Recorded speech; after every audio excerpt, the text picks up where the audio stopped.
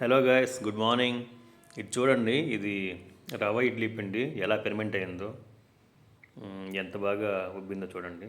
So idli భలే సాఫ్ట్గా వచ్చాయి.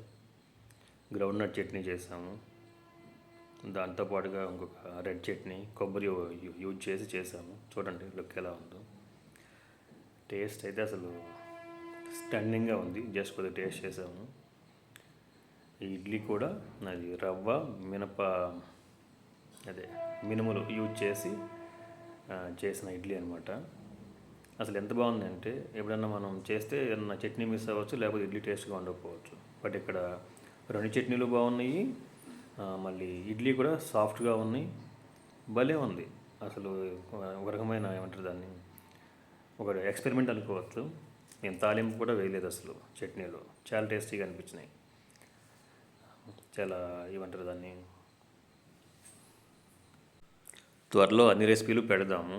వెజ్ నాన్ వెజ్ అన్నీ పెడదాం. బేసికల్గా ఆ దేవుడు కొద్దిగా దీంట్లో స్కిల్ ఇచ్చాడు. సో మీతో షేర్ చేసుకుంటాం అన్ని రెసిపీస్. ఎక్స్ట్రాడినరీ రెసిపీస్ ఉంటాయి. ఇది తిన్నాను. బేసికల్గా నాకు ఇడ్లీ డైలీ అనే తింటాను, అంత ఇష్టం అనమాట. దోశ ఇడ్లీ రెండు డైలీ అని తినగలను. Thank you.